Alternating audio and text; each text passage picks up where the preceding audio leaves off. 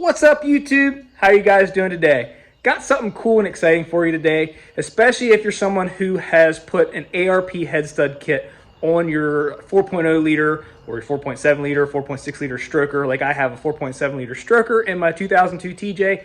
If you use an ARP Head Stud kit over the factory head bolts, you'll know exactly what I'm talking about. So let me get right to it and I'll show you what I'm talking about. Now, there's nothing really wrong with factory head studs, but when I pulled the head off my 4.7 liter stroker and went and put an Edelbrock aluminum performer head on, I wanted something a little stronger. And ARP does sell head bolt kits, but studs are inherently stronger than bolts. I'm not gonna get on that debate. I'm not gonna try to get started on that. That's not what this video is about.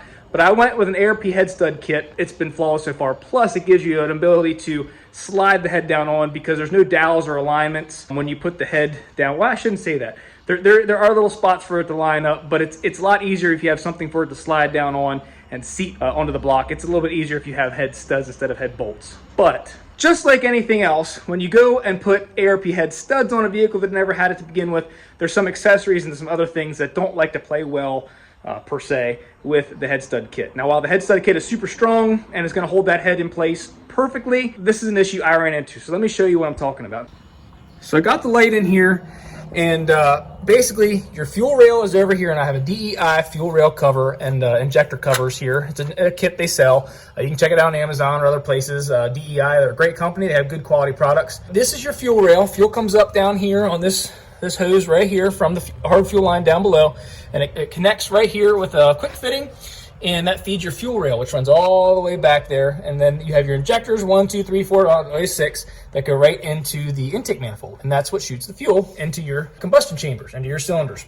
Now, as you can see it right off the bat, this is where all your harness is. Most of your wiring in here is for the injectors themselves right here. They pigtail and come out of there with the connectors. But there's also some up here for like the coolant temp sensor and some O2 sensors. Some things run through here. But on the factory head bolts, there are little tabs that stick up, or little bolt heads that come up. They almost look like a stud, but they're not. They're a head bolt. They basically have these little things where, let me turn my light on. There we go. They have these little things that your harness, these little plastic cover, can sit in. Well, if you see right here with the ARP head bolts or head studs, there's really nowhere for that to sit. So it just kind of has been flopping around. Oops. It's just kind of been flopping around the engine bay, and I don't really like that very much. I mean, you could probably zip tie it up, do different things. It mounts in 1, 2, and 1 back, or 3 different spots, but it's just kind of, I don't like how it just kind of floats around here. But I'm going to fix that today, and I'll show you how right now. With this doodad right here, this is going to be pretty cool. This is not what this is made for, but let me show you exactly what it is. It's made by All Star Performance. If you can see right here, it's part number 18527. And what it is actually a hood pin adapter. It's a hood pin kit. So the threads on the female side are 1/2 by 20, and the other end are 1/2 by 13, which that doesn't really matter so much. But the thread pattern, or the thread pitch, on the actual head studs, I keep wanting to say head bolts, the head studs are 1/2 by 20, so they're fine thread. So what I'm going to do is, we'll see if this works. I haven't tried it yet, but I just popped one out to see if it actually started to thread on there, and that's awesome that it did.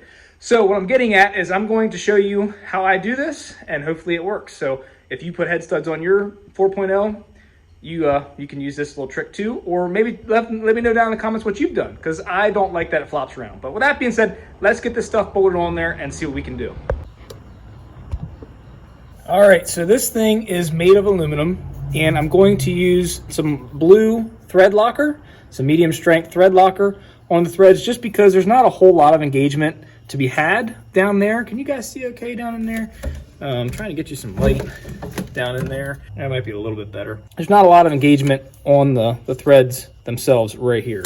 I'm gonna take and put a little bit of blue thread locker down here on the threads. All right, just a little bit in there. And I'm going to pull this guy out of the way and thread him. And thread that right down on top of there. Just like so. Now I'm not going to make it super tight, but I'm going to take my 3/4 inch socket and just snug it up a little bit. There we go, just like that. Don't want to go too tight, but I just want to make it snug enough that it's not going to come loose.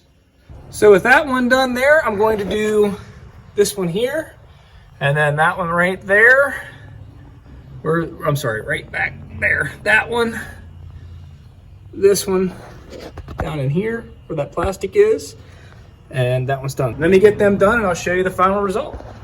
So I got them all on. I got this one here, that one is there, and the back one down there, that little silver thing. And I did take the throttle cable off and everything.